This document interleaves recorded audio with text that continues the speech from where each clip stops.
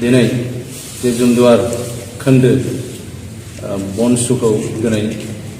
क'क्राझार जिल्ला आरो मिरु बनसुनि हेफाजाब आरो मददजों दिनै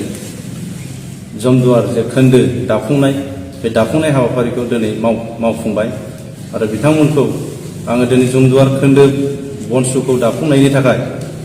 क'क्राझार जिल्ला बनसु आरो मिरु बनसुखौ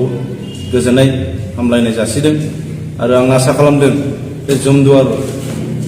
खोन्दो बनसु आफाद हिसाबै जे खामानि मावलांनांगौ आलादा रायजो सोमावसारनायनि जे हाबाफारि बेखौ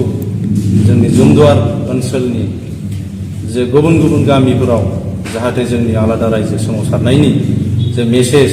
आरो बनसुआव हेफाजाब होनायनि मदद आरो हेफाजाब होगोनखौ आङो दिनैनि बे जुमदुवार खोन्दोखौ दाफुंनायनि जे हाबाफारि बे हाबाफारिनि गेजेरजोंनो आं जोंनि जुमदुवारनि ओनसोलाव गोग्लैनाय गामिफोरखौबो आं खावलायबाय जाहाथे बड'लेण्ड आलादा रायजो सोरजिनाय जे बड'लेण्ड जोंनि बर'नि जे थांखि बेवहाय मैखोमै नांगौ समाव बनसुनि जे मोनफ्रोमबो हाबाफारियाव रायजो राजाफ्रा मदद आरो हेफाजाब होगोन होननानै आं दिनैनि बे नोंथांनि चेनेलजों बे बाथ्राखौनो बुंनानै फोसावनाय जाबाय। लोगोसेयै जोंनि मिरु बनसुआ जे बिथांखि लागोन जे आलादा रायजो सोरजिनायनि जे थांखिफोर लागोन आरो क'क्राझार जिल्ला बनसुआ जे थांखि लागोन मिरुआ जेरै बिथोन बायदि होनाय बायदि थांखि लागोन बे थांखियाव जोङो मैखोमै बाहागो लानो थाखाय जोङो साखाफारा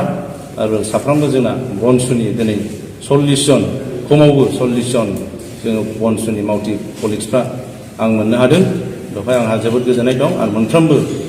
मिरुनि जे बिथोन बेखौ आं मावफुंगोन होननानै आसा खालामो। जे गोबां आफादफ्रा दायो बायलाङो आरो बेबायदिनो बनसु आफादाबो जेरै दादों बेबायदिनो हरखाबैनो बायफिनलांगोन दा बेनि सायाव नोंथाङा मा बुंगोन? बनसुखौ सिफायनो हानांगौआ गोब्राब आरो आं बुंनो थाङो जोंनि बनसुखौ सिफायनोबो हानाय नङा। मानो होनोब्ला जोंनि बनसुआव गोबां गोरों गोरों दानि सेंग्राफोर दङ आरो जाय सेंग्राफ्रा दिनै बनसुआव जगदान जादों बिथांमोना गावसोरनि फरायनाय एबा सेल्फ बेनिफिटखौ नागारनानै बनसुआव जगदान जानाय आरो हारिखौ सिबिनो होना ओंखारदों। दा बेयाव सोरबा षड़यन्त्र खालामोब्ला बै षड़यन्त्र खालामग्रा मानसियासो जेनगोन। मानो होनब्ला बनसुनि थांखिया ओरैबायदि स्ट्रं जे बेखौ सिफायनांगौआ गोरलै नङा। गिबियावनो गासैबो निउस टटेल निउस नायगिरि बिथांमोनखौ बनसुनिफ्राय गोसो गोरबोजों हामलायहरनाय जाबाय आरो दिनै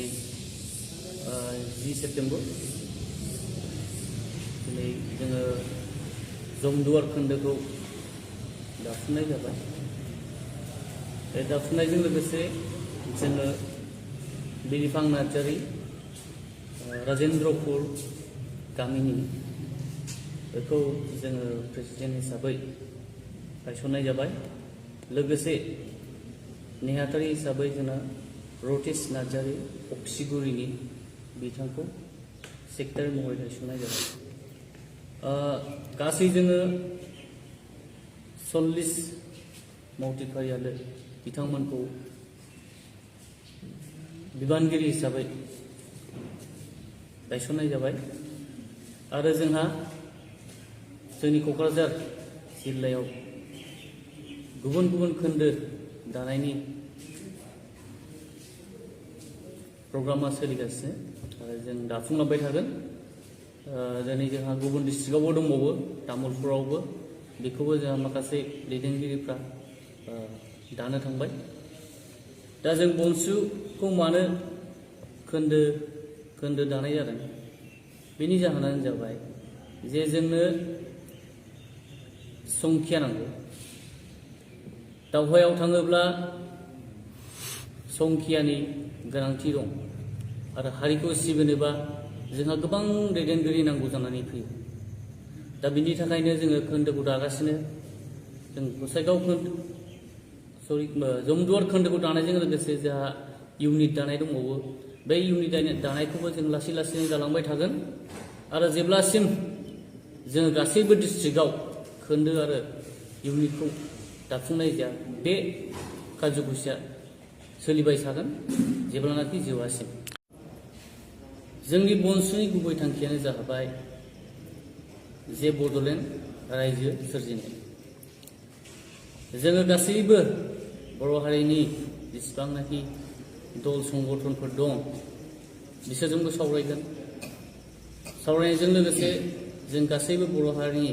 आइ आफा बिदा फंबायफोरखौ खौसेथियाव लाबोनो थाखाय जों हांख्रायबाय थागोन आरो हांख्रायनायजों लोगोसे जोंनि संग्रामखौबो जों खालामबाय थागोन जेब्लानासिम जों बड'लेण्डखौ मोना माखासे सुबुंफ्रा बुंनो नागिरो जे नोंथांमोननि जे बनसु आफाद बे बनसु आफादनि इयुनावहाय एबा बेक साइडआवहाय बेकग्राउन्डआवहाय राजखान्थि दोलोनि आखाइ दं होननानै दा बिनि सायाव नोंथाङा मा फोरमायथि होगोन बनसुआ सल इन्डिपेन्डेन्ट आरो बेयाव खुनु पलिटिकेल पेट्रनाइजेसन गैया दा जाय बिथांमोना गोनो गोथो जादों बनसुजों फैनानै रायलायनो हागोन जोंनि सायाव माबाफोर पलिटिकेल सात्तनि मानसि एबा संगठननि मानसि नुयोब्ला बिथांमोना बुंनो हागोन नाथाय जोंनि बनसुआ गोबाव समनिफ्राय सावरायै दाजानाय आरो बे सावरायनायाव दानायाव जोङो पलिटिकेल हान्जानि मानसिखौ जोङो लोब्बा लाफायाखै आरो जोङो पलिटिकेलि जोङो मटिभेटबो जानाय नङा हारिखौ दैदेननायाव पलिटिकेल मटिभेशनजों थाङोब्ला गोबां खहा जायो आरो जोंखौ गोनो गोथोआव खोख्लैगोन दा बिनि थाखायनो जों खुनु पेट्रनाइजेसन पलिटिकेल पेट्रनाइजेसनखौ जोङो लाथ'वाखै आरो लानायबो नङा जोहोलावफ्रा माने बनसुनि सायावहाय गाज्रि सोंखारिनाय रायजो राजानिफ्राय रां खांनानै बड'लेण्ड सोमावसारनायनि नामावहाय सिफि गरम खालामनो थाखाय ओंखारदों होननानै दा नोंथांमोना बिनि सायाव मा क्लियारिफिकेसन होगोन बेफोरबादि अजद होनाया मोजां नङा मानो होनबा बनसुआ जेब्ला दिल्लीयाव धरना होनो होननानै थाङो बिनि सिगां जोङो माखासे लाइजाम होदों जे जाय मानसिया बनसुखौ मोजां मोनगोन जाय मानसिफ्रा जोंनि बनसुखौ हेफाजाब होगोन बै बिथांमोननि सायाव जोङो मोनसे लाइजाम आरो बे लाइजामाव जों जबरदस्ति खालामाखै जोङो गुरैयै खावलायदों जे बिथाङा जोंनो अनसुंथाइ हरनो हायो नामा जे जों दिल्लीयाव प्रग्राम खालामनो नागिरदों धरना खालामनो नागिरदों दा बिनि सायाव खुनु जबरदस्ति खालामनाय जायाखै रावनिबो सायाव जबरदस्ति खालामनाय जायाखै आरो जाय बिथांमोना हरदों गामिनिफ्राय हरदों एबा बेक्तिगत हरदों बिथांमोना गोसो खुसियै हरदों गोसो गोथारै हरदों जाहाथे जोंनि संग्रामा साक्सेसफुल जायो आरो बर' हारिनि जानाखि थांखि मिजिं बे सिमाङा सैथो जायो हारि आरो हारिनि थामोनथानि थाखाय माबायदि सोमावसारलांगोन होननानै नोंथांमोना बिथांखि लादों जोङो बनसु हिसाबै जों गोबां पलिसि लागोन बिनि सायाव जाहाथे जोंनि हारिखौ थामोनथानि थाखाय जोङो रैखाथि खालामनो हायो आरो जों सरकारखौ जेब्लानो सरकारा जोंनि बिरोधि खामानि मावनो नागिरो जों बिनि सायाव जोङो आवाज होबाय थागोन आरो बर' हारिखौ मोजां लामायाव दिन्थिगोन माबायदि सोमावसारनायनि थांखि लादों नोंथांमोना हारिखौ बासायनोबा अनेक प्लेन एन्ड पलिसि खालामनांगौ जानानै फैयो दा जों बै थांखिखौ सहैनायसिम जोङो अनेक इन्टेलेक्सुवेल मानसिफोर दं बिसिनिफ्राय जों साजेसन लागोन साजेसन लानानै जों खामानि मावगोन जाहाथे जोंनि हारिया इसेबो खहा जाया बर' हारिनि थाखाय मा बिबुंथि होगोन नोंथाङा दा बर' हारिनि थाखाय बनसुनिफ्राय जोङो खौसेथिखौ लुबैयो जाहाथे गावजों गाव एना एनि जाया जाहाथे जों थगायजाबावा सोबख्ल'जाबावा मानो होनोब्ला दिनै जों नुगासिनो जे जोंनि बर' हारिया गोदोनिफ्रायनो नाख्रेबजानाय दावहा नांबाय थानाय दावहा नांनायनि थाखायनो जोङो जायगाखौ गारनानै आनज्रायबाय थानांगौ जानानै फैदोंमोन दा बै थासारिया जाहाथे फैफिना आरो जोंनि बर' हारिया जोंनि बड'लेण्डखौ सोरजिनो थाखाय खौसेथि जायो बेखौनो आं खावलायो